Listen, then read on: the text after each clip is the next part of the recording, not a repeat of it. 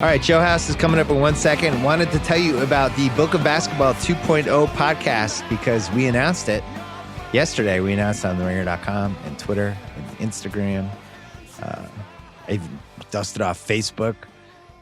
We've been working on this for a while, and I'm super excited about it. It was the project I'd alluded to in a couple of times on my podcast. You can subscribe right now on Apple, on Spotify, wherever you get your podcasts.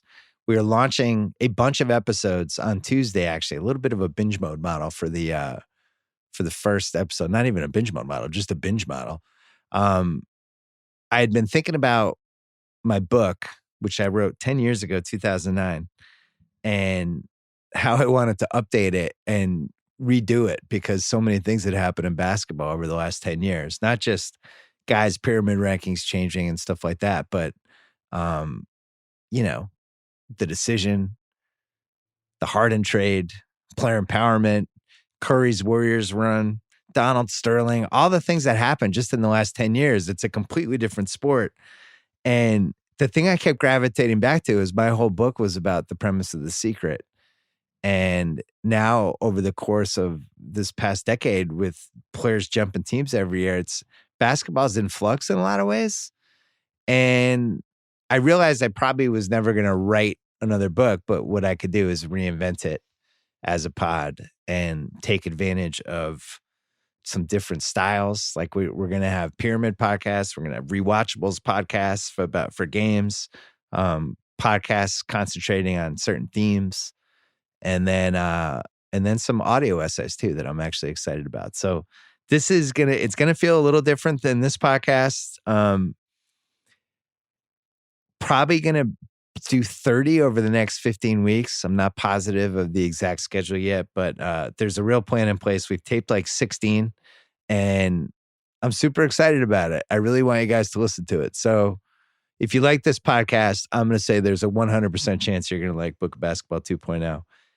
And I'm excited to see how long it keeps going. One of the reasons I want to do it was because looking at what was going on with the rewatchables feed, where people would find out about it and listen to one of their favorite movies or whatever, and then go backwards, and they would go in this library. And now we have like 90 rewatchables movies at this point, 91, I think.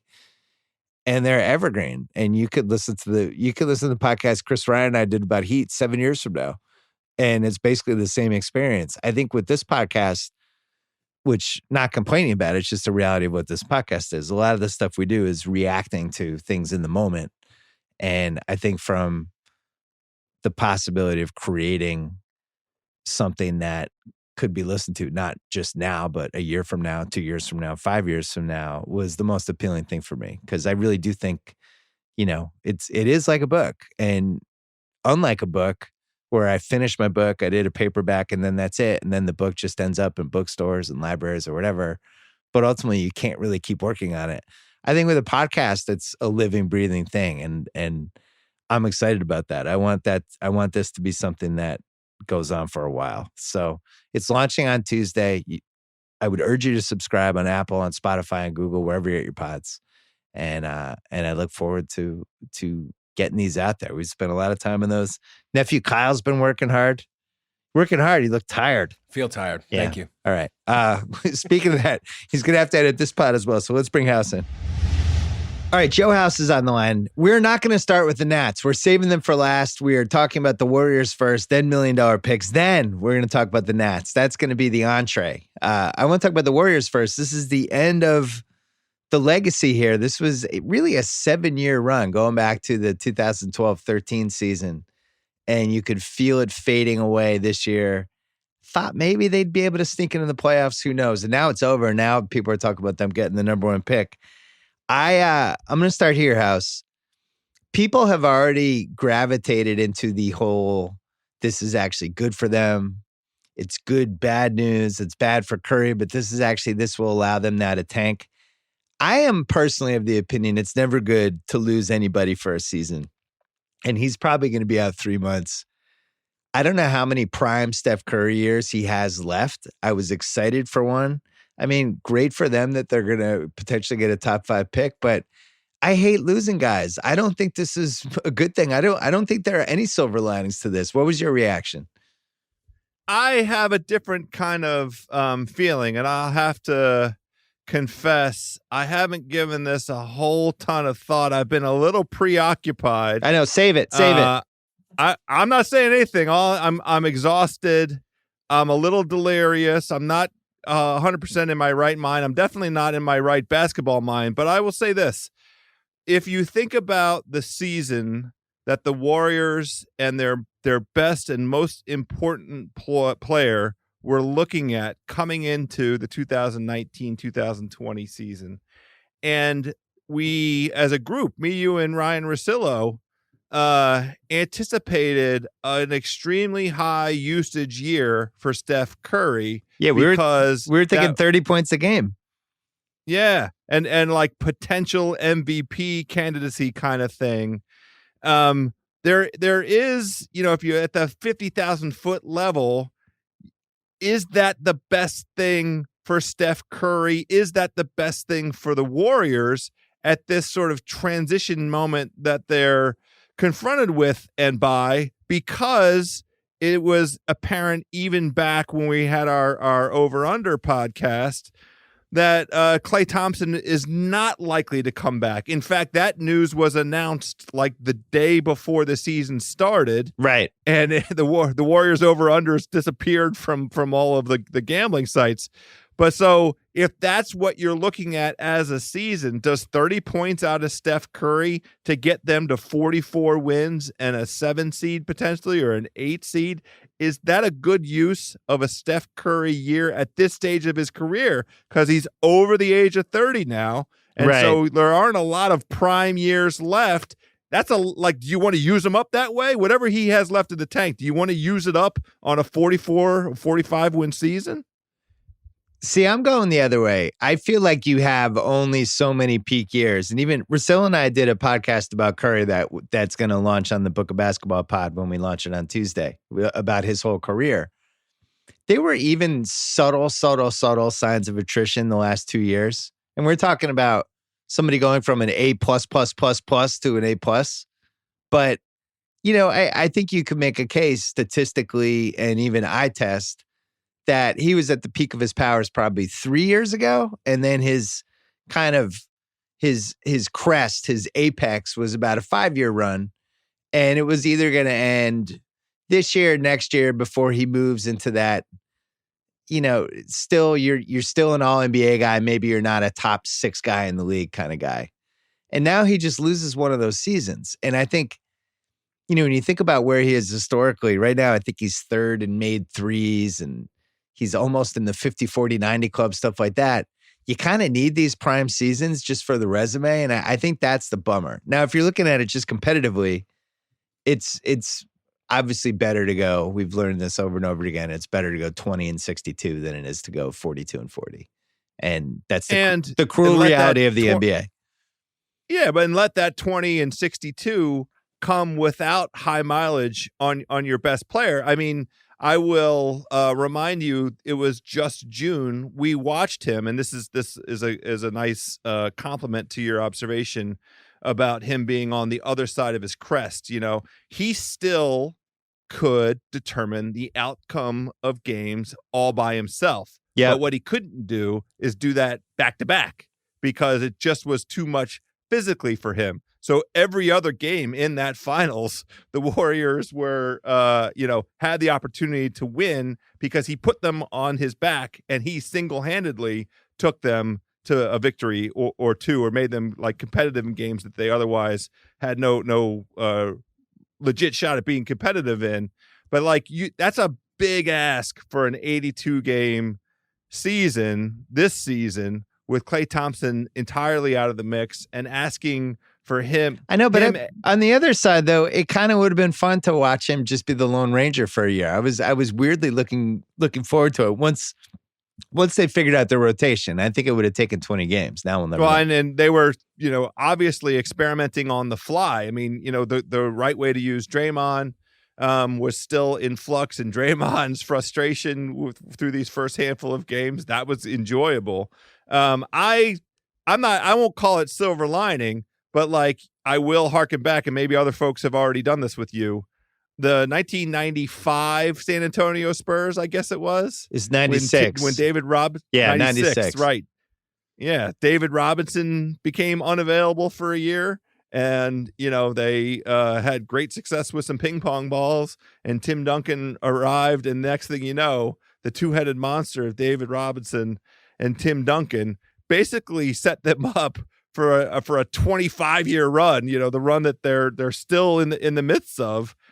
It's not incredible. I mean, I know that Lacob thinks that they are light years ahead in Golden State. It's not out of the realm that they hit a little bit of lottery luck and arrive with a team that has Klay Thompson and Steph Curry and Draymond Green and rookie yet to be named, and who knows what D'Angelo Russell turns into over the course of this season. He's another asset. Maybe he's on the team. He's gonna turn into a Timberwolf. I'm glad you brought up Robinson, because this is a good example of what I was talking about with Curry. I think it's just really hard to miss years when you're at the peak of your powers, because Robinson, before he got hurt, the 3 years, the 3 full seasons he played before, 94, 95, 96, he averaged 28 a game, 11 rebounds a game, and was shooting 52%. I mean, he was one of the best 7 guys in the league. Then he only played 6 games in the 96-97 season. And then after that, next 3 years was when his body started to break down, and he just moved to a different stage of his career. Next 3 years, he was 19 a game and 10 rebounds. It was 80% as good, but wasn't the same. And that goes back to my point. I don't like losing guys in their prime for whatever reason. And I do think they could have accomplished a lot of the tanking that I think might have ended up happening anyway without having Curry break his hand. We have no idea how bad this break is. We don't know how it's going to affect his shooting going forward. I'm concerned about it. Those are important points. Yeah, and those are important points. We did. How severe is the injury? When Rousseau and I did the pod, I don't want to step on it, but we did a little bit about just his career numbers right now. And, he's third all time in threes already. He has 2,500 threes already. Reggie Miller's second with 2,560 and Ray Allen's first with 2,973. He's over 16,000 points. He has a chance to get to 25,000 points and 4,000 made threes. Which, do you think Michael Jordan will let him into the Hall of Fame at that point? I think he might. He's made 470 playoff threes. He was starting to become interesting from a historical standpoint. He already was, obviously. He's a back-to-back MVP, 3 titles, all that stuff. But I think every year you lose ends up coming back to haunt you later. And whether he's out 3 months, 4 months, it'll get dicey. Do you want to bring him back if your team's 7-40 or whatever? I think what's been stunning about how bad the Warriors have been is they've been down by 30, I think, in 3 of these games already. They're not just losing. They're getting their asses kicked immediately. And they really might be the worst team in the league. We thought your team, the Wizards, was going to be the worst team in the league. The Wizards are fun. They're a fun League Pass team. They went toe-to-toe with the Rockets last night. You were watching. I was flicking back and forth with that in the Nationals and the Celtic game. Actually, I was watching all 3 at the same time. I'm not going to lie. But the Wizards are fun. And I think the worst team in the league belt is up for grabs. I think the Warriors are about to take it. Well, I thought it was going to be Cleveland or Charlotte. I didn't think that the Wizards were going to be the worst, because I think that I bet the under on them on, 27? So 26 games. They're going to win 28 or 29. I'm going to lose that bet because they have a group of young, super hustling. This is all by reputation. I haven't watched, like I say, 30 seconds of them, but early returns from my whizhead pals, my almost bullet homies in Washington. They love this team. They love the hustle. They love the youth. They love Rui. They love Hachimura already. So I've seen Admiral Schofield and all this energy. I've somehow seen more Wizards than you have, which yes, for understandable 100%. reasons, which we'll get to. Hachimura is good. Yeah, I think there was bust stuff getting thrown around with him after the draft and athletically, and that was a head scratcher, all that stuff. That guy is a classic knows where to go, what to do guy. Bryant has carried over what he showed last year. Bradley Beal is a top 20, top 22 guy. The shocker to me, though, last night, Isaiah Thomas. There's real signs of life here. Like Juvenated? like Rejuvenated? legit. Yeah, like legit juvenation. I think he had a 17 right. and 10 last night, but he looks way more explosive than he did the last 2 years. So anyway, congratulations on that. I actually think I've now watched everybody in the league for at least a half, and I think this Warriors team might be the worst team though. It's Wow. basically Draymond.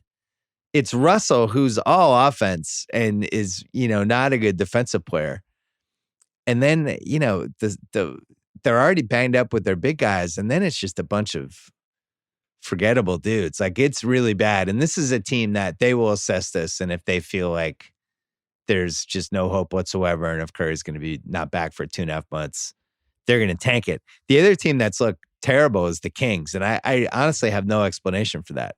They look like they've already quit on Luke Walton. He just got there.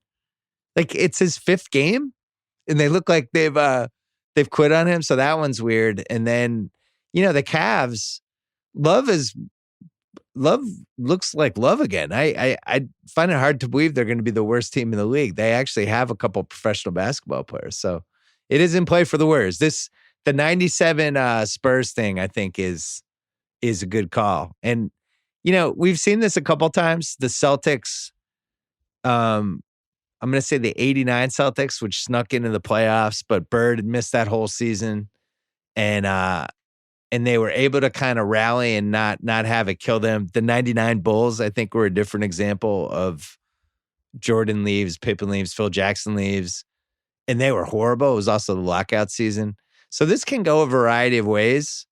But I think this would be the bad way, this Warriors thing. And what's crazy is they have an incredible amount of media there, because you have this 7-year run, and, like a place like The Athletic has 4 Warriors writers. Like, guess who doesn't want to read about the Warriors? Anyone. This team is now, they went from being the most famous team really we've had in any sport the last 6 years to a team now that is completely irrelevant and is going to be terrible. So just how fast this switched is crazy. Well, maybe that's the Oakland putting a little curse on them, like, a going away present from Oakland as they move into this, gleaming spaceship of a stadium that everybody loves. But, there's a little bit of a class war vibe to the whole thing. Maybe the city of Oakland put the stink eye on them for this season. Well, you say that jokingly, but you know who you're talking to here. You're talking to one of the all-time karma, evil eye. I'm half Italian. I totally believe in shit like this. And it is crazy. They ditch Oakland right as they're on the last legs of the Oakland thing. Durant goes down. Klay Thompson blows out his ACL. Curry now breaks his hand in the new building. They just, after all 3 of those guys have had nothing really major happen to them in their careers, and then all 3 of them go down in the span of 14 Warriors games? Like, that's kind of insane. I think there's a nice takeaway here. Don't fuck with Oakland. Yeah. Well, maybe the Raiders should have learned that before they go to Vegas. They should get insurance on all their players. Well, this has always been my theory with New Orleans basketball, as you know. I think they need to have like an exorcism or something. Yeah, there's just bad. Yeah, there's bad juju with the New Orleans basketball. Something's off. I don't know. There's some weird shit going on there. All right. The other basketball thing that I wanted to mention is that I'm very happy with my Celtics team right now.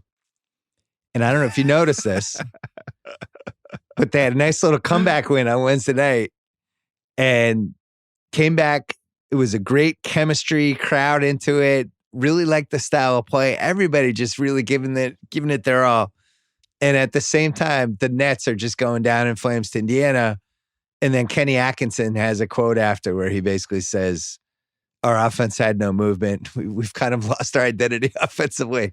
I'm just like a pig in shit. I can't lie, House. I really am. I'm really enjoying this. Well, I have to tell you, there probably is an opportunity to take a look at October the 30th, 2019, I mean, a lot of things happened on the sports calendar across a whole variety of sports. We've just gone 16 minutes of basketball talk, the NBA, early in the season, and have not breathed word of a fist fight between Joel Embiid and Karl Anthony Towns. Yes. I mean, some big boys with some big level beef, and it's gone on and on. The social media stuff has been terrific. My man Embiid is throwing out the P word like it's cheap. Towns. I feel like Karl Anthony Towns. Now I am not one to slap myself too hard on the back, but I did in the Over Under podcast basically call him out, call out the T-Wolves. I took a vicious under. I called the under a lock, and boy, are they sticking it right in my face. It's the best Karl Anthony Towns we've seen in his entire career, and he's so ready to show a new version of himself that he's out there picking fights with Joel Embiid, the best center in basketball. It really had the makings of a brawl, like an old school 70s, but then they kind of just collapsed onto each other. But we didn't have that one extra second where they're just throwing haymakers. The shocking thing to me was Ben Simmons like kind of tried to choke Towns out. They could say whatever they want about the whole peacemaker thing, but he was on top of Towns with other people on top of him. So Towns has no chance of getting out of it. And he was choking him out. Like Towns tapped. Everybody on social media is like, ha ha, that's so funny. That's so hilarious that Towns tapped out. It's like, yeah, he tapped out because he was getting choked to death by Ben Simmons. Like, I'm pretty sure this is illegal. This is a league that they'll suspend somebody a game because, they didn't totally like their flagrant foul. And this was like a choke out. I was kind of shocked by that one. What'd you think of that? I mean, you're absolutely right. That's what the replay that I saw showed. He had him in the crook of it, in that elbow spot right underneath the windpipe. I mean, it looked like a choke out to me. And he had all his leverage. His whole body was on top of him. Yeah, it was not a peacemaker effort. I actually thought the Timberwolves were right to get upset. I thought Embiid's thing about I was raised by lions. I'm not afraid of cats or whatever he said was all time. I loved his reaction right after the fight. He was immediately enjoying it. It was like he was in professional wrestling. I don't think we've had a basketball player that is wired more like a WWE wrestler than Embiid. He really is. He is the right time for this moment in the NBA. He showed a lot of it last season. He is enormously thoughtful. He's creative, and he just has a real sense for the moment. He's ready to be the league villain. He wants that villain role. Well, the thing I also enjoyed is he goes down the tunnel. Did you see Karl Anthony Towns' parents going at him? Yeah, that was incredible. So rich. I think Towns might get dark for Towns now. Why? This reminds me of, I don't know, like a TV show where somebody has a traumatic incident and they go kind of dark. Like in ER, when Anthony Edwards got beat up in the bathroom and all of a sudden his characters walk around with a gun. Remember that? Yeah, I do, of course. Dylan McKay was another concerning, one.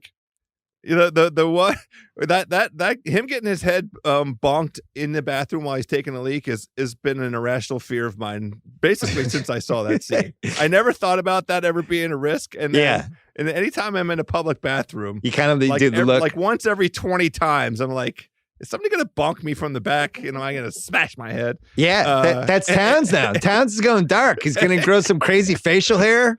He's gonna have a little edge to him. Maybe he needed still this. Score 30.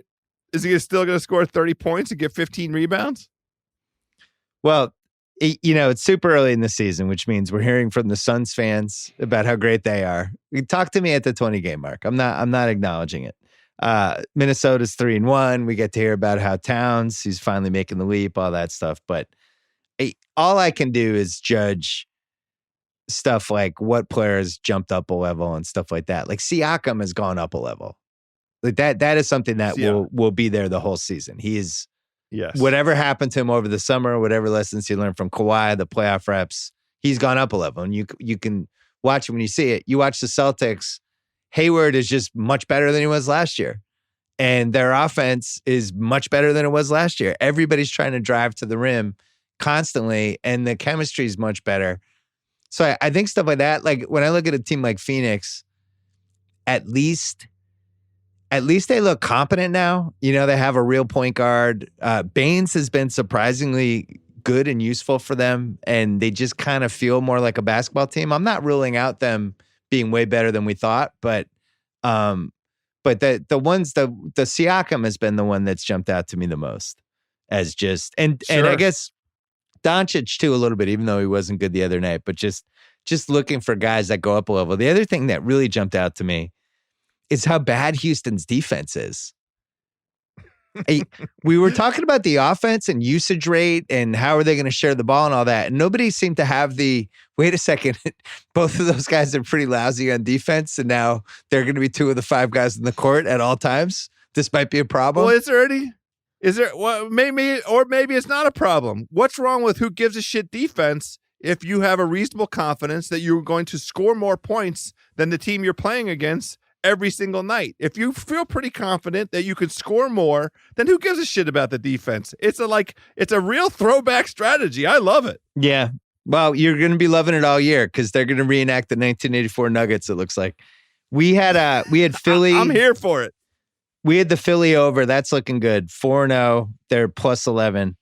We had the Golden State and Indiana unders also looking good. I think we can cash in the Golden State under at this point. We have Golden State and Indy to miss the playoffs, 32-1. Could be one of the great bets we've ever made. Indy's 1-3. I can't figure out who the 8th playoff team in the East is a problem because I think it's Philly, Toronto, Miami, Celtics, Milwaukee. I think Atlanta and Orlando will probably actually get in there. And then that eighth spot is between Cleveland, Charlotte, Detroit, Indiana, Washington, Brooklyn, Knicks, Chicago. And that makes me think like Indiana can get in. Unless Detroit can help us. Detroit is kind of, I mean, Brooklyn might be able to right the ship, but boy, the Kyrie, what Kyrie Irving does to franchises.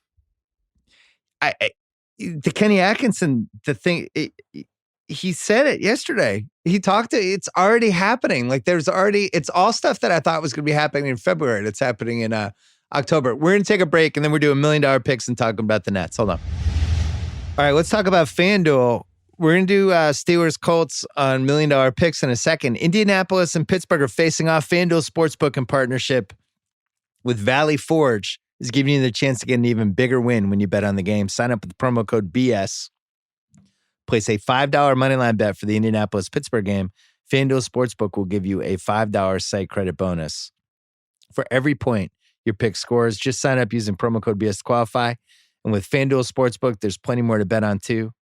Not only do they offer spreads, over-unders, parlays, props, round robins, and more, but FanDuel Sportsbook also has special promotions running every single day like close loss insurance, touchdown bonuses, and boosted odds, plus lightning fast withdrawals. You can have winnings in your pocket in as little as 24 hours. Sign up with promo code BS. Place a $5 moneyline bet on the Indianapolis-Pittsburgh game.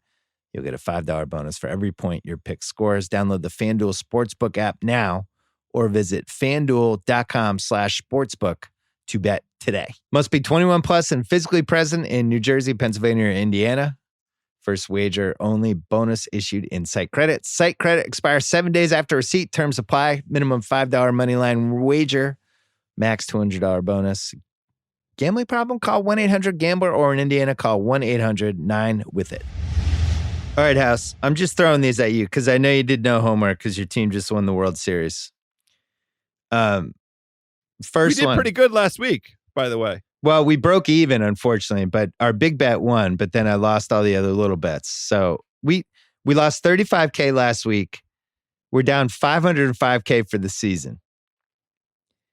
Now, there was 1 week where we got scared and I only bet $400K that week. So I have an extra $600 to apply to any week I want. And it might be this week, House. All right. We have the Colts -1 at Pittsburgh. Can we ride the Colts again? Can we ride them during Ewing Theory 2019, fresh off the Nationals winning a World Series without Bryce Harper? Do we just climb on the Colts for yet another week, like Willie Shoemaker and his twin Don Shoemaker, and just ride the Colts in week 9. We've made so much money from them this year. Do we do it again? I can't come up with a reason not to. And to be honest with you, I prefer the Colts on the road to the Colts at home. Yeah, I do as well. I am not a Mason Rudolph guy. I actually thought they could have lost that Miami game. I think he's shaky, and I think the Colts can get to him. I think the Colts got away with playing a bad game last week and winning. And you look at the DVOA stuff with them, because we're now at the point with DVOA where we have enough sample size. And you can kind of tell who are the outliers, stuff like that. Indy right now is only 16th in DVOA. They're 9th offensively and 25th defensively, which I think feels about right. And they're 20 of the special teams. Pittsburgh is 23rd offensively, 9th defensively, 23rd special teams. But here's why I mentioned that.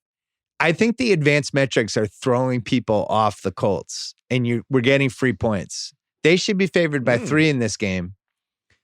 The advanced metrics say it's actually a pretty close game. Then you throw in 3, maybe 3.5 points for Pittsburgh at home, stuff like that.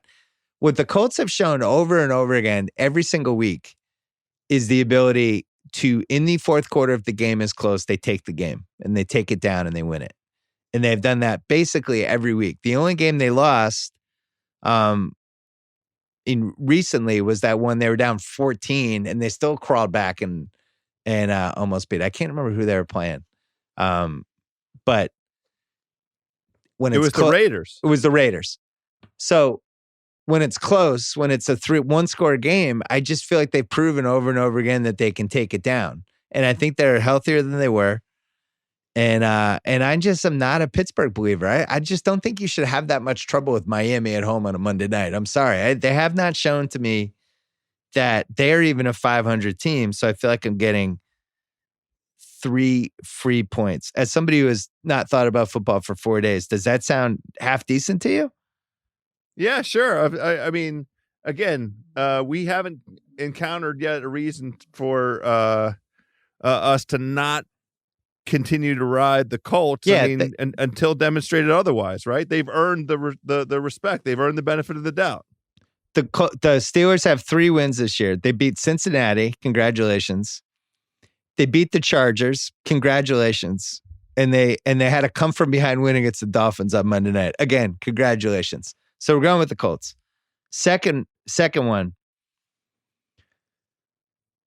The Raiders are -2 at home against the Lions. And there's some interesting stuff going on with this Raiders team. According to DVOA, they've played the 3rd hardest schedule in the league, which I think kind of bears out where they played Denver, they beat Denver, lost to KC, lost to Minnesota. They beat Indy in Indy, which we just mentioned. They beat Chicago in London, bye week. They lose to Green Bay in a game that they were in that game and then kind of screwed it up. But I felt like that game was closer than 42-24. And then last week against Houston, they had that game. They really did. I actually am not sure how they lost that game. Kyle and I were watching that game, and I don't know how they lost it. And then Watson makes the play where he gets cleated in the face and somehow makes the game winner. So they're 3-4. Yeah. The worst team they've played all year is Denver. And they're in this little run now where they're home for Detroit. They're home for the Chargers, who might be falling apart completely. Then they're home for Cincy. And then they're at the Jets. I feel like all 4 of those games are winnable for them. It's conceivable that this team could be 7-4. I like what they're doing offensively. I think their problem defensively is they can't rush the passer.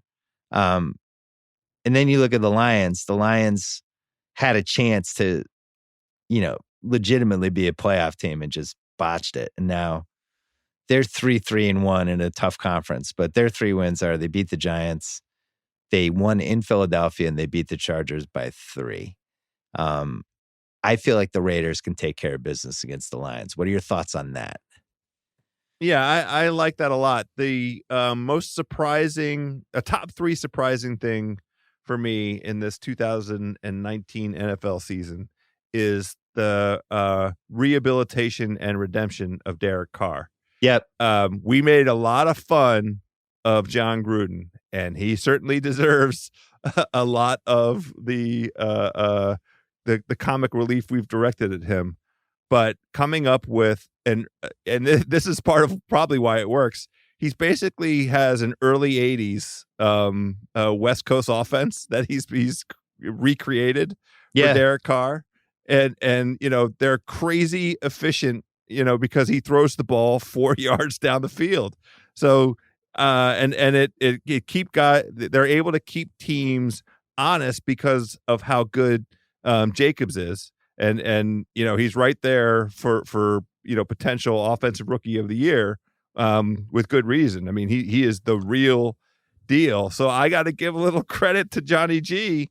And I just like the idea of the Raiders finally back home after 5 weeks on the road. Yeah, going on a little run. It starts with this week. I'm with you on this one. Yeah, I almost feel like this is like not just this week if we're going to ride them.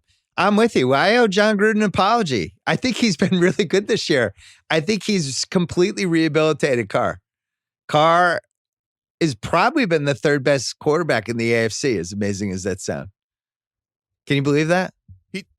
Well, just because he's not out there costing them games. He's a game manager. He's like the ultimate game manager all of a sudden. Kyle, would you rather have Derek Carr or Tom Brady? Tom Brady. Okay.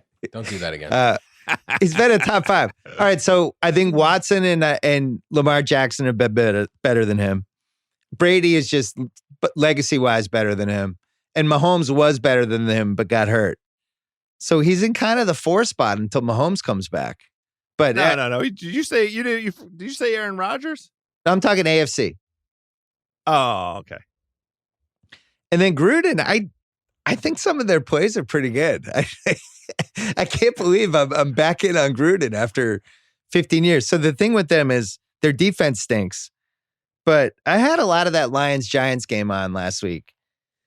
The Lions have no running backs.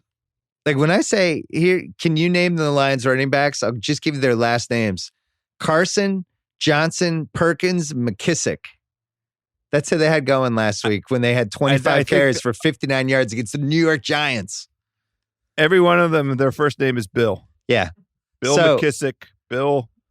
So Raiders, not a great defense, but I'm not sure it can matter as long as they can just keep Stafford from throwing for 400 yards. Next one I want to mention, I don't know if I want to do anything with this. It's Jacksonville +1 against Houston in London. I actually like the way Jacksonville played last week. And I think, they're playing the Jets, obviously. But I think Minshew has a little something. And their defense the last couple of weeks, they've been going against Cincinnati and the Jets, obviously. But the week before they went against the Saints, they only give up 13 points. They seem like they're hitting their stride a little bit. Houston, Watt's out now. Houston's going to pass the point here where they have too many injuries. Then on top of that, you're flying to London. At the London game, one of the two teams always sucks, right? One team just didn't even get on the plane, and they're just playing in the game as zombies. And Jacksonville goes there every year and has like a feel for what it's like there. So talk me out of this because I don't really totally want to take Jacksonville. I'm not going to talk you out of it. The reason to be concerned, the reason for caution is just one man. His name is Deshaun. And, he has been the one man savior for this Houston team. Every single win they have this season, all of their competitive play boils down to him. Now, it is true. J.J. Watt was having a pretty damn good season. He was being double teamed more than any other lineman, I think, in all of football. And so with that double team not on the table any longer, plus the Jaguars, I think, have demonstrated that they have a pretty excellent defense.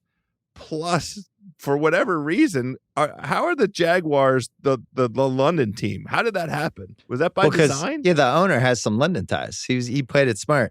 Listen to this on the Jags. DVOA, 11th offense, 14th defense, 10th special teams. They're 11th overall. Houston's 13th. I honestly think Deshaun, the fear of just going against Deshaun swung this line like 6 points. And I mean, that sounds right. I feel like Jacksonville should be favored by 3 in this game. You know that I like gravitating toward points. I just want to mention quickly your boys, the Redskins. They've scored 36 points total in the last 5 games. Meanwhile, Buffalo has been 17 or under in 4 of their last 7. Their offense looked horrible. Washington's 29th in DVOA. Buffalo's 25th in DVOA. Buffalo seems like just a complete fraud. I thought they were going to win last week against the Eagles. They had the lead, and they were just awful. Like, it was one of those things by the third quarter, you're going, God, what was I thinking? This team's terrible. They're 5-2. They played the worst schedule in the league, and they're laying 10. It feels like the Skins can keep this close. I don't know if I want to bet on it, but I'm not sure there's a difference between those two teams. I can't. I know you can't speak rationally about the dumb Deadskins. I will say they did cover last week. I think their defense isn't awful. Yeah, I agree. The defense isn't awful. That's the compliment I'm willing to give. The defense isn't awful. A season with the Washington Redskins. Last one. The Patriots are -3 in Baltimore. I'm sorry. We haven't bet a lot on the Pats this year. In fact, I don't think we've bet on them more than once. I'll give you the case for the Pats. Not sure if Baltimore isn't the good bad team. I know they had the win in Seattle. We were impressed. Classy win. Great win. Good job by them. They've played 2 really good teams. Because Seattle had a lot of trouble putting away Atlanta last week. Seattle might just not be that good. They lost to Kansas. That's my view. They lost to Kansas City and Cleveland in back-to-back weeks. They gave up 40 points to Freddie Soup Kitchens. Yeah. It took them overtime to beat Pittsburgh and whoever the fuck their quarterback was. What was that guy's name? Duck Hodges. They beat Cincy by 6. Cincy's trying to go 0-16. Yeah, they barely beat them. And then they had an impressive Seattle win. My thing with them is this. Belichick, 20 years with the guy at this point, he loves nothing more than a team that says, we're doing this. And Baltimore is a team that goes, we're doing this. And Belichick is a coach that says, no, actually, you're not going to do that. You're going to have to do something else. We're going to take this away. And I wonder, can Baltimore do that if they can only do this? Does that make sense? I do. It does make sense. I understand exactly what you're saying. And the answer to that proposition could be Lamar. Lamar might be a pivot guy. This is the some of the analysis after the Jets game where the relentless confusion that the Patriots are able to muster because of Belichick's acute understanding of what a young quarterback might be thinking in terms of the defensive fronts that he's observing. That will be the challenge for Lamar. Will Lamar be seeing ghosts? Now, he has the physical ability to perhaps run away from those ghosts. So that's really what we're talking about. The problem I have with the Pats, the reason to tap the brakes with the Pats is that offensive line. Isaiah Wynn still out. Shaq Mason might be gone again. Now, it's not a great offensive line. Mohamed Sanu. And is he, immediately 1A in terms of receiver talent to Julian Edelman? You need a little bit of a threat, another sort of possession receiver that might be able to stretch things a bit. I mean, I don't think Mohamed Sanu is not stretching the field any longer. Excuse me, of his career. It's Mohamed Sanu Sr. Call him by his name. The man has earned the right to put senior on his jersey. I left out one other team. The Giants are playing home on Monday night against Dallas, and the line is 7. I think the Giants are awful. I think their defense is awful. I think Danny Dimes is getting the shit kicked out of him. And I think Dallas is a team that just beats they've already had their game where they fell asleep against a shitty New York team. Is that they're going to really honestly lose to both New York teams? So parlay that with basically anybody, and it's plus 147. If you do the Dallas money line with whatever, so you do Dallas money line plus Pats -3, both have to win. It's plus 147. What do you think of that? That's pretty good. I like that. I like getting that kind of return on the investment. All right, so let's do this. We're going big on our Colts. We're gonna go 700K on the Colts this week, -1 at Pittsburgh. Yeah. You know why? Out of respect. That's why. I love it. It's a respect and it's a thank you for a wonderful 2 months. I love Jacoby Brissett as much as I love a Patriot. Kyle and I are already emotionally coming to grips with Jacoby going against the Pats in the AFC title game, how we're going to feel about it. Kyle's already going through the gamut of emotions when we play Jimmy G in the Super Bowl. You know those 3 quarterbacks are like 20-2 altogether? Yeah. Oh my we God. love all those guys. Those are our guys. They're our guys' house. When we beat Jacoby in the AFC title game, long hug for that guy. Really appreciate and respect how he's carried the Patriots tradition over in Indianapolis. 700K on Indy. And then I am going to do 250K each. Pats -3 with Dallas money line plus 147. And then Raiders -2 with Dallas money line plus 147. So if we win both of those, we win almost like about 745K. And then the Colts will be 700 and we could be at almost 1.5 million for this week. Yeah, I like it when we prepare a menu that just has 3 blockbuster items on it. Like, why are we fucking around with the tapas? Why are we having all these plates? It's all entrees this week. Yeah. Yeah. Also, we're having meat. We're having meat this week. Also, are we really going to lose $1 million pickster in the same week your team won the World Series? Your team won the fucking World Series. I mean, I don't know what to do with myself. I really don't. I'm so exhausted. You know, I hate to do the old guy radio thing, but like you understand it's been at 1 a.m. or later every night for 7 of the past 8 nights. Do you know, like at our advanced age, Bill Simmons, how that feels? Tense, but tense, not just like half asleep on the couch, like life experience nervous. Well, this is the thing. It's the reason that it's past 1 a.m. It's not that the games go that late, although the games go too mother effing late. Like seriously, baseball. Would you like kids to participate in your product?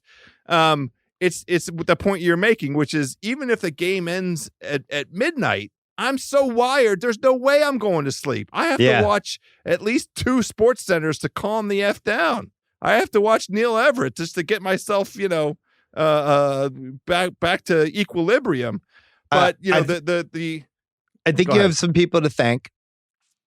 We'll start with Bryce Harper for leaving and activating the Ewing theory. The best Ewing theory in a while. It's always nice when the Ewing theory comes back hard and strong. I think you should thank AJ Hinch for not having Cole up at all and then just abruptly realizing Greinke needed to come out. And I just assumed it was going to be Greinke for 5 or 6 innings and then Cole the rest of the way, and that was it. And you were going to have to go through those 2 guys to win the World Series. Cole doesn't pitch. Never see him. No sign of Cole. Saw him in the bullpen a couple times. Twice. Yeah.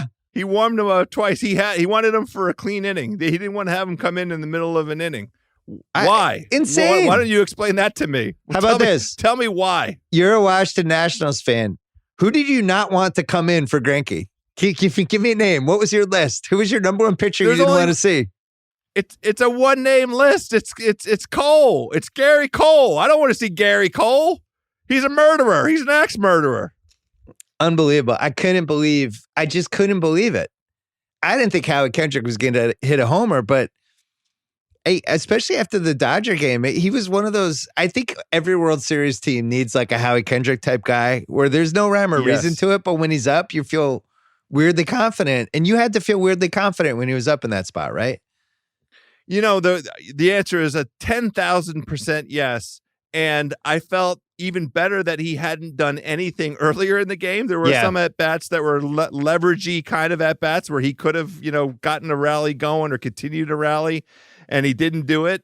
So he felt, very, very, very due. The thing that I love, there are myriad things that I love about this Washington Nationals team, but I especially love that it's the oldest team in baseball.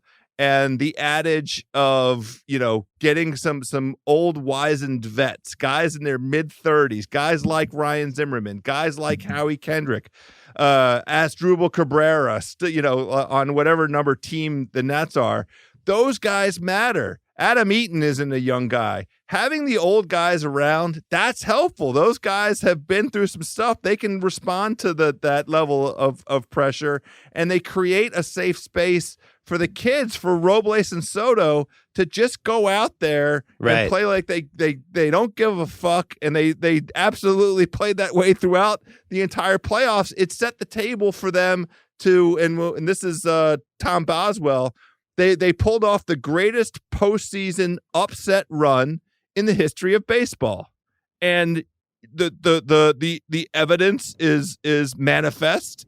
You go start with Milwaukee. They win an elimination game there. They win Game 5 against the Dodgers, and then the Cardinals weren't competitive. But this Game 7 against Houston, all the elimination games that the Nats faced, and all of the comebacks that they had were in the 7th inning or later. A kind of maturity, an institutional maturity, a confidence bred by a group of guys who were all acted like they'd been there before. It was just like such a remarkable thing to see. I couldn't believe it. It's the best kind of baseball team, the badass team that transcends the stats. And when you're down 2-0, 3-2, 4-2, whatever, in the last 3 innings, you feel like you can come back. I like those teams the most. The 2013 Red Sox was like that. If you go and look at the stats that they had in the playoffs that year, it makes no sense. You're like, how the fuck did this team win the World Series? And your team was like that too. Never had a team like that in my entire life. Like the only analogy to this, I mean, the Caps winning the Stanley Cup was awesome, and they were just an undeniable force through those the Stanley Cup playoffs. But this Nats team, with the characters and the identity, they harken back to the Redskins of the 80s, the Deadskins of the 80s. Those are Redskins. I'll call them by their proper name. 1983, John Riggins. 1987, Mark Rippon. Like, those teams are 87 was 90 was Rippon. 91 was 91 Rippon. 87 was Doug Williams. Yeah. Those teams had character. They had a camaraderie. You had the Hogs from that era. Joe Theismann in 83. Like, those teams were all teams that had not just the talent, but they showed something about themselves that made them lovable to the city. And that the city of Washington loves these Washington Nationals. Yeah. I wouldn't be surprised if 150, 200,000 people, it depends on the weather, come out for the parade on Saturday to show, like, the baby shark thing, Steven Strasburg getting hugged and rocked, Howie Kendrick and Adam Eaton getting in the dugout whenever one of them hits a home run and doing the race car thing. A bunch of goofballs. You had this with that Boston team from 2004. What was their shtick? What was the idiots. Cowboy thing? Yeah, the idiots. The idiot, right. Yeah, the idiots. It's kind of what you need. Like that. You those also things had matter. You had the Strasburg thing. I mean, was he 5-0 in the playoffs? He was, right? He went 5-0 in the playoffs. Yes. That was unbelievable. Unprecedented. That was unbelievable. And you think, like, Verlander, I feel like it does kind of matter that Verlander's 0-6. The 0-6 stat for him, it's like, well, it doesn't, wins and losses don't matter. It's like, well, they matter a little, because you know who wasn't losing in the World Series? Strasburg. That dude was not losing. So rank the Nats right now. Who are the biggest winners? Is it Strasburg one? No, Rendon's one. Because Rendon's one. they're okay. Gonna have to, you better go get the Brinks truck, and it better have $500 million in it. I mean, whatever the Manny Machado deal was, he's 20% more valuable than Manny Machado, I would say. I mean, maybe that's a little irrational right now. I'm not sure. I don't know if the stat heads would agree, but I give him $400 million. Who cares what he wants? Give him every dollar. He's deserved it. Who's cooler than that guy? They showed on screen last night his at-bats from the 7th inning on in the most recent games, and it was so unbelievable. It's most like, is that right? Is that correct? Are those the right stats? It was like, double, RBI, walk, home run, like a string of the most impactful plays at the most impactful moments. So Rendon's one. Hold on. I got a Rendon thing quick, because I want to bring my Boston teams into this. It was very Big Papi-esque. It really was. It was absolutely. It was eerily similar to what Papi was like in 2004, where you just, like, when he came up in a big spot, you just felt like something great was going to happen. And then Soto, same thing. Like, when you think about his age and stuff, I felt like I always thought he was going to come through. It was always like surprising when he didn't, Well, I'm glad you mentioned Papi. It was one of the great joys of watching these playoffs was after the games when Soto and Rendon played well. Papi clearly took so much enjoyment in this Washington team. It felt like he was rooting for Washington. I just felt like he was on my side the whole way through. Whatever affinity that might come from the style of play or just the sheer chutzpah, all of the what's the Spanish word for balls? Why am I haven't had enough coffee. Cojones. I'm still drunk. Cojones. Oh, Papi loves cojones. Well, that's what the Nats had in spades. We also left out the karma of the idiot Astros assistant GM. Mallory's here. Hello. The karma of the idiot Astros GM and that whole thing that happened. And I got to say, I believe in this stuff. I really felt like I think the Astros are way better, but the whole karma thing of this, I do feel like it's going to be a factor. Mal, you hate the Red Sox and Boston teams. Did this Nats team remind you of those Big Papi Red Sox, kind of that weird thing that starts happening with teams like this? You see, I'm just Boston centric. I guess I can see why you're making that comparison. I hate DC sports teams. I know just you do. On their own merits as a Baltimore fan, though I did find myself rooting for the Nats as this was unfolding. I really did. Yeah, I really did. I wanted them to win. Is it because you love House? It's because I love House. That's the primary reason. The secondary reason is that my dad told me that my grandfather, who we lost a couple years ago, always loved Max Scherzer and rooted for him because he mistakenly thought he was Jewish, which I thought was hysterical and I had never known before. That was just so charming that it made my heart fill with joy every time Scherzer pitched, and I already loved Scherzer. And then, as you just alluded to, the Astros are an incredible baseball team, but the stories around that team, all of the stuff with Brandon Taubman, the assistant GM, and everything that happened there and has happened around that team the last couple of years, it's just pretty hard to get behind them. We're gonna take a quick break, and then I have one question, then House, you can go. Hold on. Hey, according to the FBI, burglary happens an average of once every 23 seconds in the U.S., and yet 1 in 5 homes has home security. Maybe because most companies really don't make it easy. That's why SimpliSafe is my top choice, hands down. They protect every door, window, and room with 24/7 professional monitoring for just $15 a month. No contract, hidden fees, or fine print. And with SimpliSafe's video verification technology, which lets them visually confirm when a break-in is happening, please get to the scene 3.5 times faster than with other home security companies. And just for my listeners, SimpliSafe has a huge deal going on right now. Go to SimpliSafe.com/BS and get a free HD security camera when you order. It's a $100 value. You'll have eyes on home 24/7 and video evidence if someone tries to get in. Get your free HD security camera now at SimpliSafe.com/BS. SimpliSafe with 2 eyes. SimpliSafe.com/BS. So, Mal. Yeah. House had his first World Series Game 7 last night. Okay. Congrats. He ordered $120 of Chinese food. Was that for yourself, House? Oh, my goodness. Well, I will say it this way.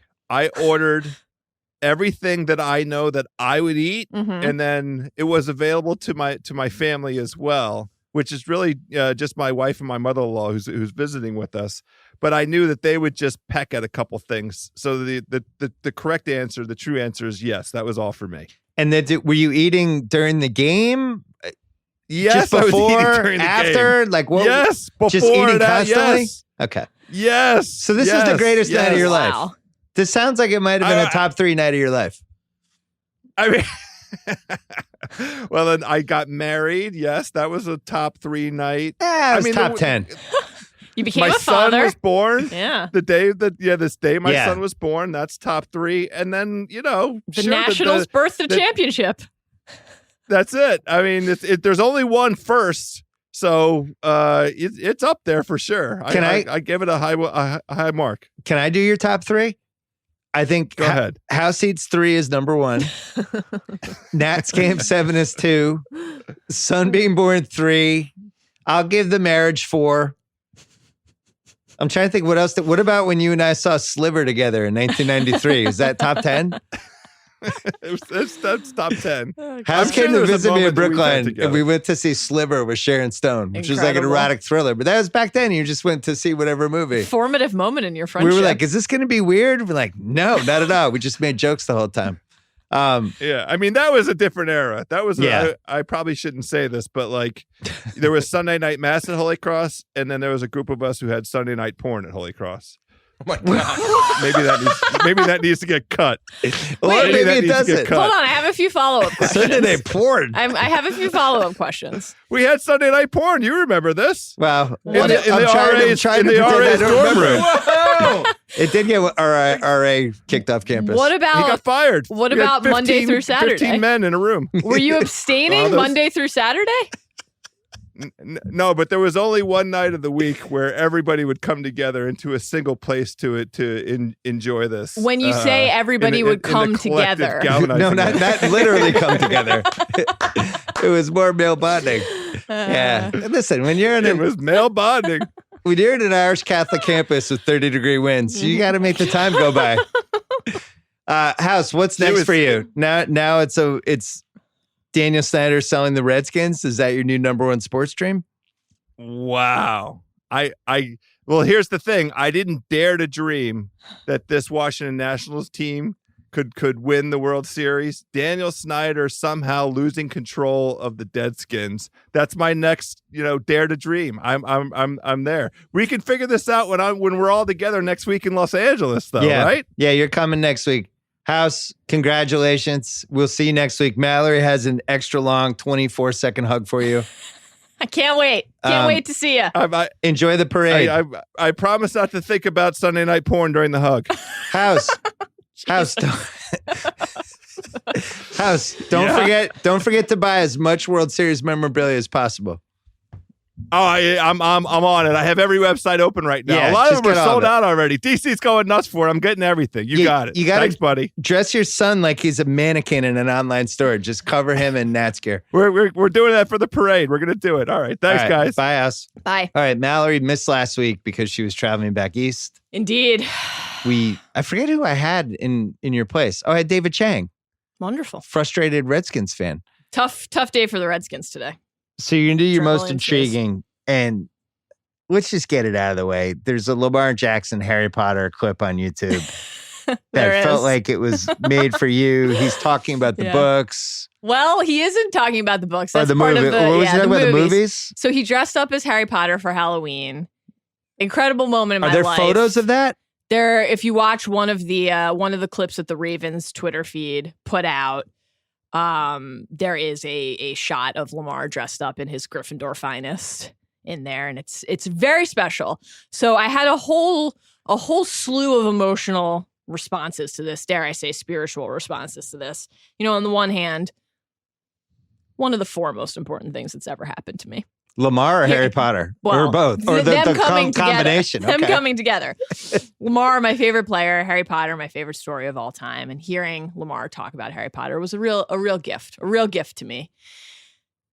Then, as you get a little deeper into the video, a reporter says, "Are you a Harry Potter fan?" And he says, "Well, I wouldn't say that." So then I saw that. That part hurts a little bit. It's still very charming. It's very sweet. He basically goes on to reveal that He falls asleep when he watches the movies because they're a little long. And I found myself thinking, could he get through binge mode if he thinks those movies are long? Probably not. But I got to introduce it to him. I got to try. Maybe if he embraces the books, the source material, he'll fall in love with the story the way that so many of us have, Bill. It's a great moment. Well, you couldn't get me, so now Lamar is really next on the list. Who says I couldn't get you? First of all, haven't given up on you, and I never will. Ben Simmons got into it. Second of all, your son, your darling boy, is now a Harry Potter fan, and that's the real way I've infiltrated your life. Right there. It's true. He has listened to the binge mode. He loves Dobby. Yeah. And he loves Hagrid. This is his greatest day of the year. We're taping this on Halloween. He was almost born on Halloween. Your favorite day of the year too, right? Oh, absolutely. We used to go to the Myers house in over by Sunset there. He would dress up, put the mask on. What are you dressing up as tonight? I'm dressing up as a guy who's going to be handing out 1,500 pieces of candy tonight as my neighborhood descends on our house. Mallory's most intriguing. What do you got? Want to go back? Want to go 5-1 or 1-5? Let's go 5-1 and build up to what we both know is number 1, which is Ravens Pats. Obviously. Okay, let's do it. Number 5. It's going to be our last chance for a while. I mean, maybe we'll get some award season talk in. Maybe we'll get some free agency talk in. But last chance for a while, probably, to talk about baseball. World Series ended last night. Washington Nationals are world champions. I watched a lot of the World Series. I was really proud of myself. I watched a lot of baseball playoffs. The whole series or Game 7? No, I watched a lot of the World Series. I enjoyed the Nats team, and because of House, I was really rooting for him. But I actually really enjoyed a lot of the Nats, and I didn't want the Astros to win after the thing. Yeah, not to sound like overwoke, dude, but I was just like, fuck that franchise. So it gave me a villain.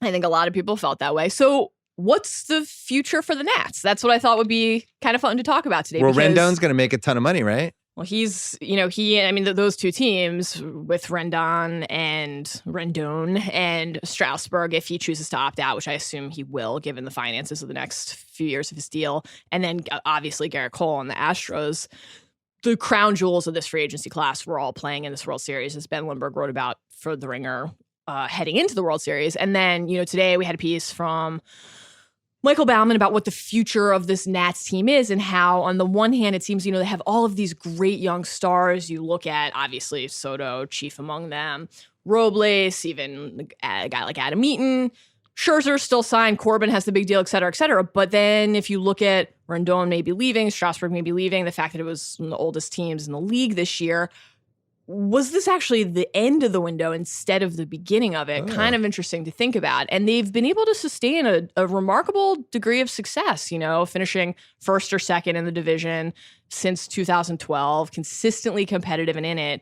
The franchise still has this reputation as kind of being a joke because of how they played for the first few years after relocating from Montreal, but they've been consistently competitive, and the learners have really been, and this is a piece that Zach Cram wrote for us today, really been emblematic of how to spend not only forcefully but sustainably. It's not always just about making the splash.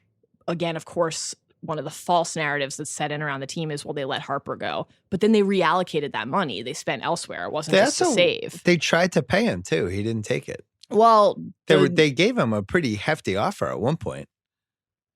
$300 million, but a lot of it was in the deferred money, which has worked for them in other deals. $300 million for that guy, he wasn't even a proven commodity. I don't feel like Bryce Harper wasn't a proven commodity. I don't feel like he was a proven commodity. MVP like Mike Bryce Trout. Harper. You hate Mike Trout.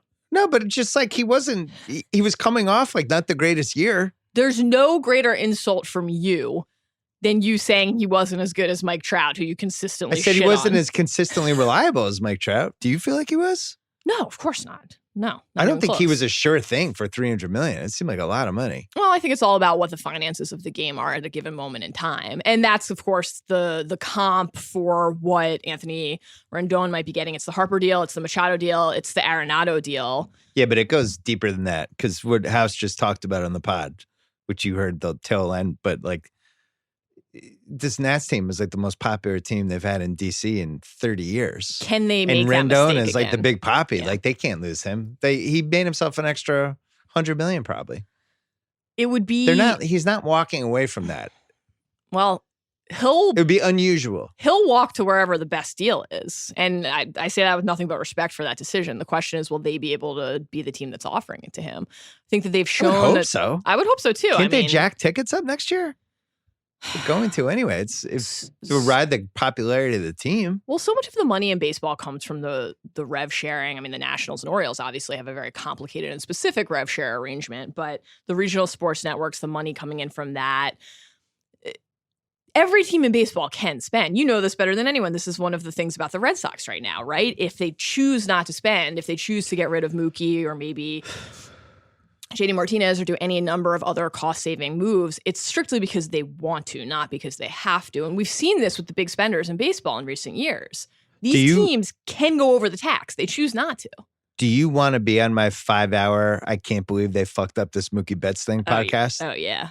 You want to be booked? What hour do you want to be in? When I'm like the most awake and angry, or like hour 4 or 5 when I'm tired and throwing bombs? I want you when you're on the backswing. When Okay. you've punched your way through the fatigue. Yeah. And you've like all restraints off.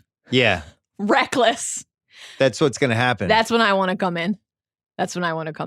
When you're managing the podcast the same way that the Red Sox are managing the roster. Oh my God. We'll save that for another time. The Rendon, I think he stays. I think so too. I hope so. I think Strasburg's going to be really interesting. Really interesting. Well, he's definitely opting out, and he's definitely going to get a lot of money from somebody. But it doesn't seem like the Yankees have been pretty clear that they're not going to spend a ton of money on a starter, and it seems like the fucking Angels yet again. Yeah. The Angels one more time, the franchise that just cannot seem to entice anybody to think they're interesting ever. Well, Garrett Cole is an interesting one with any West Coast team because he's a West Coast guy, and I think there's a real belief that he maybe wants to be on the West Coast. That said, the team other than the Yankees that he's been most heavily linked to is the Phillies. You know, the Phillies are not afraid to spend. They need another frontline pitcher. They could go after not only Cole, but they could go after Strasburg too. Well, I want Cole to leave the Astros.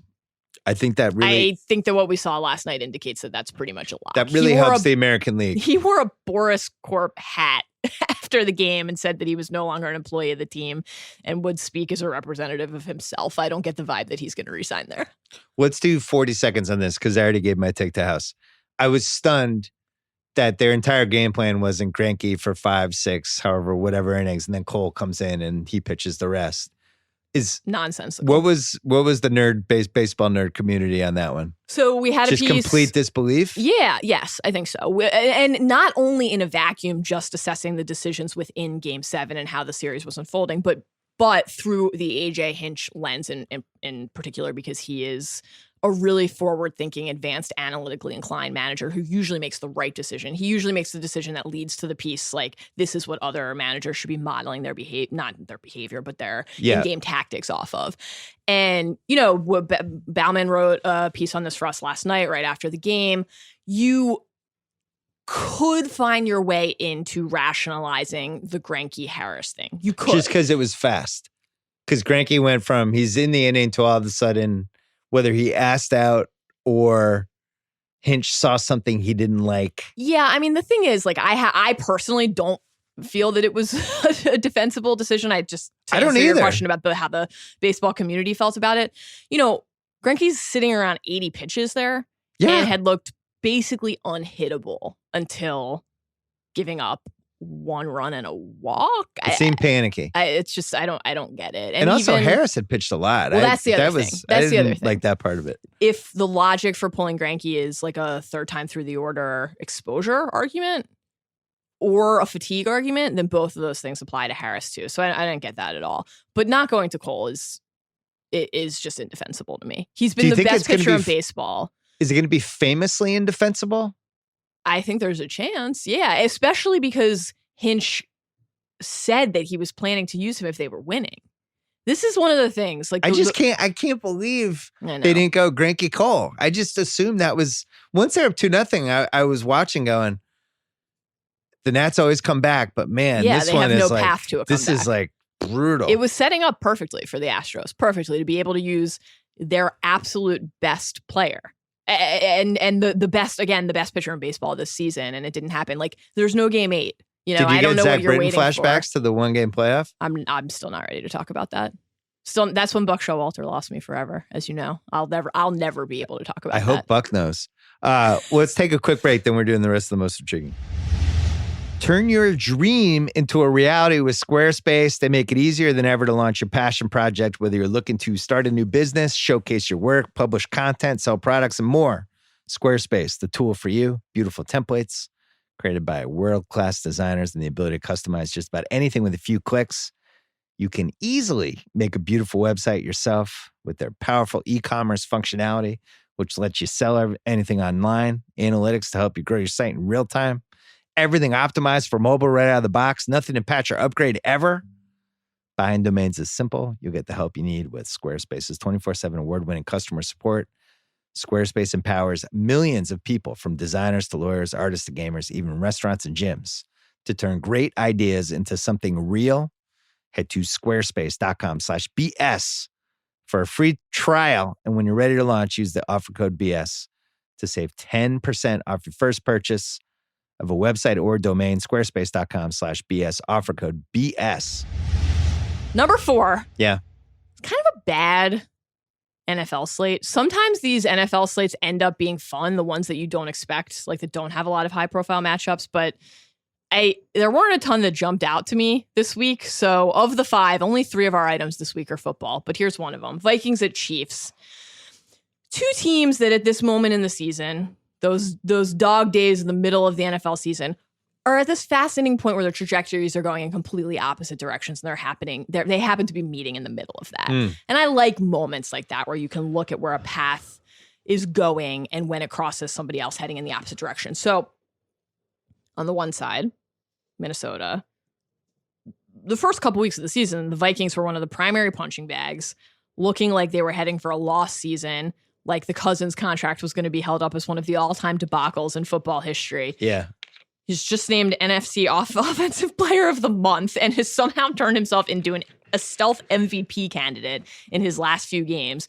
He was wide receiver trade demand fodder a month ago. And now he's, if they weren't in the Packers division, they'd be in the running for potentially a top seed in the playoffs. It's been shocking to watch him hit guys 40 yards down the field in stride like he's Kurt Warner in 1999. The accuracy. It just flipped. The completion percentage, the confidence that he's throwing with. And when you now go back and reassess things like Thielen's comment, but that's another thing heading into this game is it sounds like Thielen's hamstring is healthy, so get the whole offense out there. Thielen saying basically earlier in the season, well, we just got to be able to throw the ball at some point. How much of it was that Cousins wasn't playing well, and how much of it was that the offense just was not just not clicking, but was not operating, was not functioning. And now that it is, we can see what all of these players are capable of doing together. On the other side, you have the Chiefs, who looked, other than the Patriots, like the best team in football for the first few weeks of the season, and have now lost 3 of their last 4. Obviously, Pat Mahomes is injured, had the ankle injuries earlier in the year, dislocated kneecap now. I look at it not from the Chiefs are in trouble perspective, but kind of the opposite. The Chiefs are in a shitty division and they're fine. And it's just about whether they have the patience not to panic and rush Mahomes back. We and don't really even have ruin 6 everything. playoff teams. I loved when you and Sal did the "Can you find 6 playoff teams?" They're fine. They're completely fine. Minnesota's the one that can't fuck around every week because Exactly. it might take 11 wins in the NFC. Totally. It's conceivable. But do Andy Reid and the Chiefs have that clarity? Because even last week, heading into the Packers game, the best example of a just like concede defeat and be smart and patient here heading into it scenario that you could imagine, there were still all these reports until the final minute, basically, that Mahomes might play. This week, he's practicing. Now, he's a limited participant, but he's practicing. Why? Who is this for? What is this for? Just sit him and let him get completely healthy. You're going to win the division and make the playoffs. Bring him back healthy at full strength, not as a hobbled mess because you rushed him. Like, I don't want to go full Durant comp here, but it feels like there's a risk if things go a certain way that it could have that kind of potential. And I just really hope that they're wise here. It's a good point. And I still like their team. I feel like they could beat Minnesota a bit more. Well, I mean, if they anybody, have so many skill guys. Like Byron Pringle didn't even play last week, and that dude would be playing for the Patriots. I like their receivers. Anybody in an Andy Reid offense can produce. Yeah. Anybody. I mean, Matt Moore looks completely serviceable. There's no reason that he can't continue to.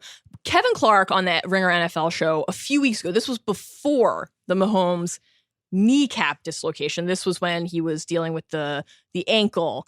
Kevin, before the kneecap, said, just sit him. Let him heal. And then subsequent to that, Mahomes got badly hurt. So this has been building this kind of conversation. But Andy seems like he's not really holding the steering wheel that well this season. Well, it's a general sense of watching their games. Yeah. I'm not watching that team this year going, because sometimes, regardless of what he does in the playoffs, in the regular season, he'll have the one shitty game every year. For the most part, that's a team that's usually a little ahead of everybody else. I'm not seeing that this year from them. Even the Baltimore game, I felt like he could have beaten them. Oh, I mean, the Ravens, Harbaugh definitely outcoached him in that game. Yeah. That was the Ravens are the analytical team we've been waiting for a game, The charitable read here with Reed and the Mahomes situation would be it's in essence a version of gamesmanship where you want to keep the defense guessing every week that he actually has no intention of playing Mahomes and knows he needs to wait for him to be healthy, but he just wants to have the Vikings to force them to prepare for two different quarterback scenarios, which okay, fine, but hopefully that's what I fully support that. What's number 3? Number 3, I'm a little nervous to see how Kyle responds to this. I'm sorry in advance. Take a deep breath. Where will Josh Gordon land now that he's no longer a Patriot? Reportedly, officially today, released on waivers. He had been on IR, the knee. Where's he going to go? Where's he going to land? He feels Cowboys-ish. Cowboys are interesting. I would throw out Eagles? Because I don't like the Eagles receivers at all. Seahawks? Oh, I think Metcalf's good. Kyle was on him from day one. Metcalf, I like Metcalf. Metcalf, I love. A defensive end playing wide receiver who only runs go routes is basically my favorite thing in the world. He's a handful. He really is a problem. He's a monster. And around the end zone, I think he's, I didn't think they were going to be able to play Baldwin, but I would vote the Eagles for Josh. The problem with Josh is that, and this is what I was worried about last year. We grew to love him, but we said this last year. He tantalizes you. It's almost better not to have him than to have him. Because when you have him, it's like, oh man, this guy. And then your mind starts racing to the best possible scenario of it. And the bottom line is he just cannot stay consistent. He's got a lot of time issues and getting to meetings, and he's just not a professional. Unfortunately. I'm really rooting for him. I think a lot of people are. It's not going to happen. Schefter had a quote from him today, or he said, he's hoping to land in a good, supportive situation, given all of his addiction issues over the years. I don't think it's just addiction issues, though. I think he's just not professional. I think he just doesn't show up for meetings. Well, I think that those things are linked, and that he's had a lot of struggles in his life, and hopefully he can end up with a team that is willing to give him a chance and that has the kind of culture where he is. But I think he was nurtured and supported. He was in that team. He was in that situation, though. I think at some point, if you just can't follow the basic rules of being on a 53-man football team, which he obviously couldn't in New England because they really needed him and they let him go anyway. Well, it's just not going to happen. They needed him, but also then you get to the point. That's what feels kind of gross about this is that you get to the point where it's the Belichick. Well, we can't carry 10 receivers. Trading for Sanu. Yeah, but they traded for Sanu because of Gordon. Harry's coming off IR, right? He's healing. Who knows if we can even rely on him? Well, he's a high draft pick. They're going to want to get him on the field. I think when you have a football team, everybody's going to be on the same page. And there's always been that military aspect to football, right? Where it's like we're all aligned. No, the rules are the same for everybody, all that stuff. And when somebody can't fall in line like that, somebody like Belichick looks at that and goes, got to cut the cord. It's not healthy for our culture to have this one person that we are constantly having to chase. I understand institutionally in the NFL why that is somewhere between difficult and impossible. I get that. I just think that Josh Gordon is such a incomparable talent that I'm still not ready to give up on the dream of seeing him put it all together one more time. I just think it would be a really wonderful story. I'm rooting for him, and I hope he lands somewhere where he gets one more chance. Maybe maybe the Niners would be another team. You know, they've obviously acquired a couple pass catchers, but I still think that Like the Colts, I still think that they could be a pairing. There's some Oakland grumblings. I'm not sure how I feel about I hope that doesn't happen. I think Eagles, Seahawks are Philly's his best chance. Yeah. Because I think he'd actually play for them. I think they need somebody like him. And the one thing with him, I'm not 100% sure he's healthy because I thought he hurt his knee a few weeks ago. Kyle, any last words for Flash? I hope an ex-Pat throws you touchdown passes. Many more. He loved Flash. There's a little twinkle in Kyle's eye right now. He's going to be okay. A little glint. I think the thing with him is you can get a nice 3-week stint out of him. I don't think you can get 3 months out of him. You might be right. Who's number 2? Number 2. Going pop culture here for a second. Thrones? His Dark Materials. Oh. It's time. At long last, we've arrived at one of the most important moments in my life, which is the arrival of the His Dark Materials television adaptation. I'll make this quick, but the show premieres on Monday night, November 4th, which I think is actually really interesting from an HBO scheduling perspective, stretching into Monday nights. You know, they did that with The Deuce, too. We had, and now we're in this moment where, and you know, Casey Blois has said His Dark Materials, even though it's fantasy, is not the next Game of Thrones. It's not an attempt to replace Thrones. Nothing can replace Thrones. Fine. We have Watchmen on Sunday nights, and we're going to have His Dark Material on Mondays. That's a fun, fantastical Sunday, Monday. This is what HBO programming is at this stretch of time, a moment in time window. His Dark Materials, for anyone who is not aware, is a fantasy trilogy from Philip Pullman. One of my all-time favorite stories, like top 5 all-time, just truly remarkable books. Golden Compass, called The Northern Lights Overseas. It's the first book. That's what the first season of this show is. The Subtle Knife is the second book. Amber Spyglass is the third. There are a few novellas, and now there's a second trilogy in the works, The Book of Dust, currently being written. Book 2 just dropped this month. There was an attempt at adapting it, a famously failed adaptation in the era of IP. You know, there's nothing more valuable in culture than a franchise you can keep building on, a YA story you can turn into a movie or a show. And so the Golden Compass movie, the Daniel Craig, Nicole Kidman movie in 2007, failing, was a real outlier. I forgot about that. Yeah, so that's what this is. Yeah. That was a real outlier. And so I'm fascinated from that perspective too. Can they get it right the second time around? They have a lot of star power behind it. Lin-Manuel Miranda is in it. James McAvoy is in it. Is that a good thing? That Lin-Manuel Miranda's in it? Well, that's a matter of personal taste, I guess. Lin-Manuel Miranda. Are we sure he's good? Your girl, I find him delightful. He's great. Hamilton was Delightful. awesome. Point me to something else. Maybe I'll be able to point you to this on Monday. We'll see. Your girl, Ruth Wilson, a.k.a. Allison from The Affair.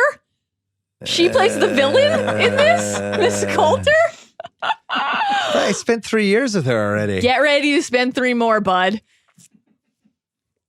I don't want to say too much and spoil anything. This was not a good sell job. Listen. Lin-Manuel Miranda and Ruth Wilson. It's not really about them, though. It's Anybody not really, else in it? It's not really about the adults. It's about the kids. The protagonist is a 12-year-old girl named Lyra.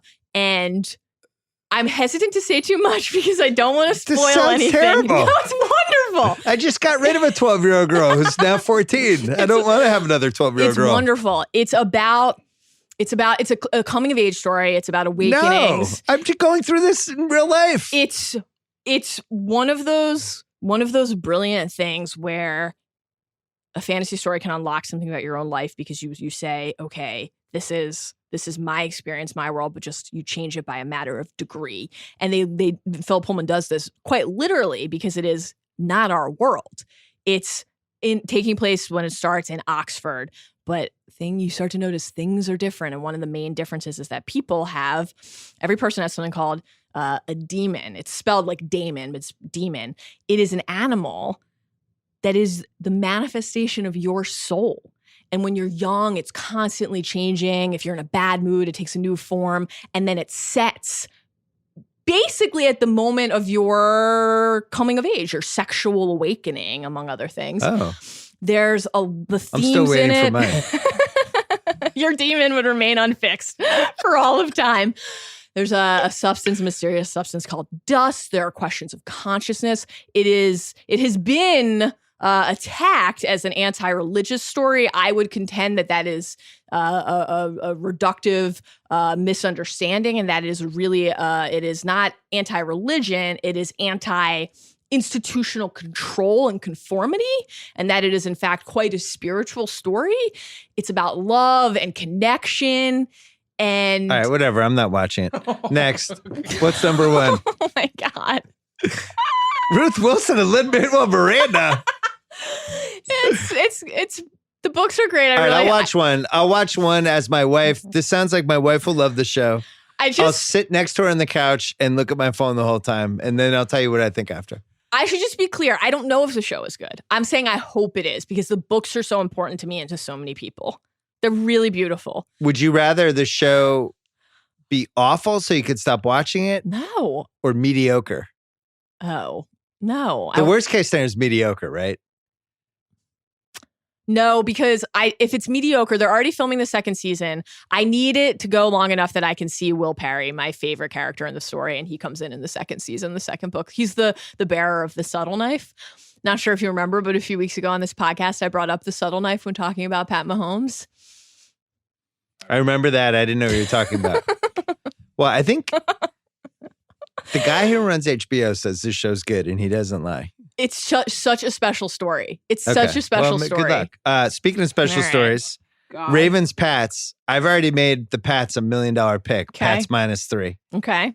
I think Belichick picks Lamar, picks all the tapes, looks at it, figures it out. Figures what out? Throws some things at him. What's he throw at him? Lamar's a young guy. He's a young, talented, awesome QB that I love having on my fantasy teams.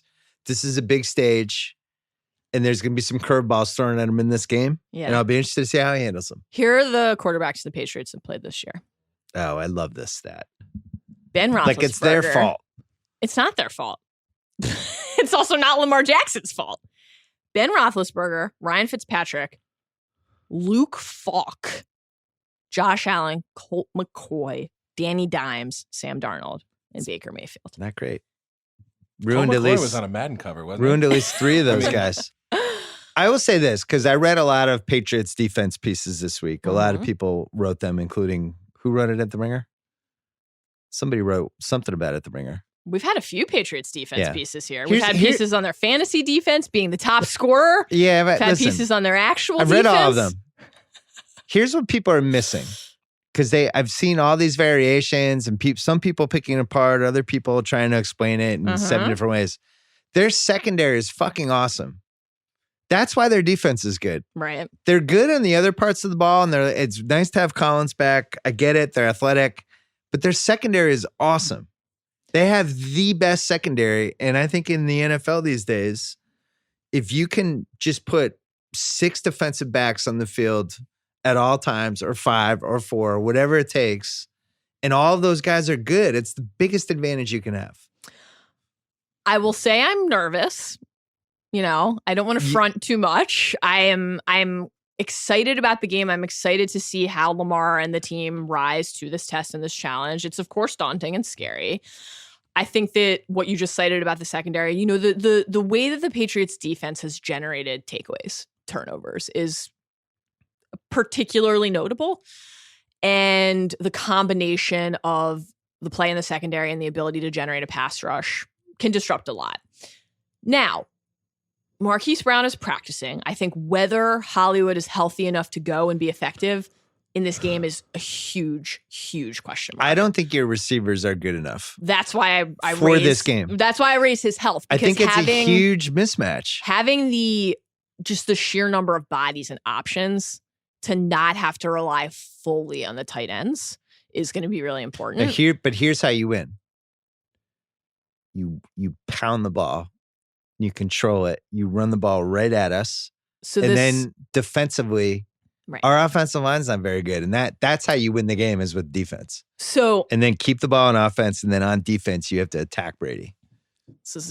We're very much on the same page here. Yeah. I just don't know if you can do it. Marcus Peters is on the team now. Marlon Humphrey playing well. Jimmy Smith, crucially, practicing. Get the defensive backfield healthy. Give yourself the flexibility to attack on defense. You have to attack to Brady. mess up Brady's timing.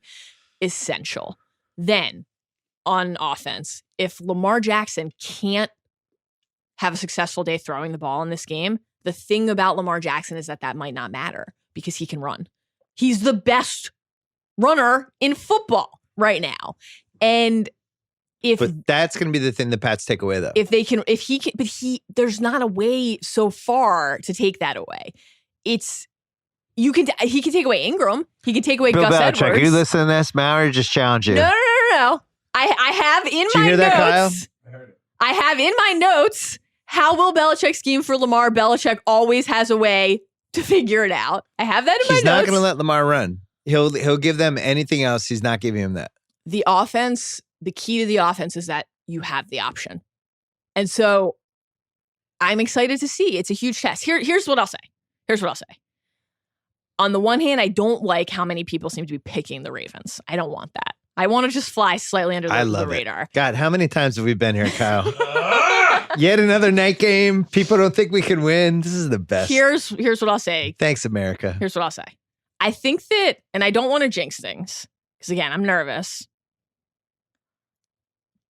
I'm hesitant to say this out loud and have it come back to bite me in the ass. I think it's a bit of a narrative-proof game for the Ravens, and I feel good about that. Here's what I mean. If they lose, and if Lamar Jackson has a bad game, and if Belichick does stop his ability to run and does shut down the pass, and they can't move the ball on offense, and Brady shreds them, then guess what? It's Tom Brady and it's the Patriots. That's what everyone expected, right? Well, it turns out they were great. Much like when they didn't have the best game against the Chiefs. They're not quite ready, but nobody's giving up on them. It'll just be that again, except to a further degree because it's the Patriots and Brady and Belichick. I don't really see an outcome here, barring something astonishingly disappointing where everybody writes off the Ravens after this game. However, if coming off a bye and the win on the road against the Seahawks before the bye, with players healing, an injection of health into the roster. Don't forget the Harbaugh-Belichick history. Harbaugh-Belichick, Lamar, coming off his Hogwartsian Halloween. If everything's going right and he's feeling the magic and they win, then you start to get this is a team of the season kind of stuff going on. Oh. And I love that you're walking down this road. I can't believe Keep I'm going. allowing myself to do it. I'm like De Niro and Goodfellas. Yeah, keep going. A little bit further to the right. No, it's right there. I'm so all in already. I'm starting to worry about myself. I'm starting to worry about my safety and my health and happiness. Can I tell you how when you're I get actually going to win this disattached. game? Pass rush. Lamar doesn't make mistakes. And your special teams is better than our special teams this year, which is atypical for the Pats. Definitely feels Our like a special game. teams is not good. And we have rookie punter who has been good so far, but this is the biggest game he's punted in so far. And then another new field goal kicker. Right. I don't trust Gunner at all. Do you trust Gunner? No, On any punt he in dropped traffic? it once. That was enough. Yeah, I still don't trust him. Ruined our touchdown streak. And the Ravens, I think, have the number one special teams in DVOA plus Tucker. It feels like a game where if they win, you're going to actually see as many Justin Tucker highlights as anything else at the end of it. I feel really good having Justin Tucker heading into this game. Really And you good. have to, for that first hour of Brady, when his passes are sailing all over the place, you got to take advantage of one. Gotta of those. get a pick early. Got to. You lose by Whoa. you'll lose by 10, but it'll be noble. Mallory, as always, a pleasure to have you on. And don't forget binge mode Star Wars. How many episodes are we up to? 6? It's in motion. Episode 6 drops tomorrow, Yeah. Friday morning or overnight, heading into tomorrow, and we're cranking from there. Come back Monday. Listen to the mailbag tomorrow. Come back Monday for Revenge of the Sith. There's You're the no best. stopping now. Happy Halloween. Happy Halloween. All right. Thanks to House of Mallory. Thanks to State Farm. Thanks to Simply Safe. Don't forget, they protect every door and window and room with 24/7 professional monitoring for just $15 a month. No contract, hidden fees, or fine print. Just for my listeners, Simply Safe has a huge deal going on right now. SimplySafe.com/BS. You get a free HD security camera when you order. That's a $100 value. We'll make sure that you take advantage of their video verification technology. Get your free HD security cam right now. Simply Safe with 2 eyes. SimplySafe.com/BS. Don't forget to subscribe to the new Book of Basketball 2.0 podcast. And then Sunday night, me and the Cuz coming on right after the Pats-Ravens game. Hopefully we are coherent. Can't wait for that one. Enjoy Halloween. Enjoy the weekend.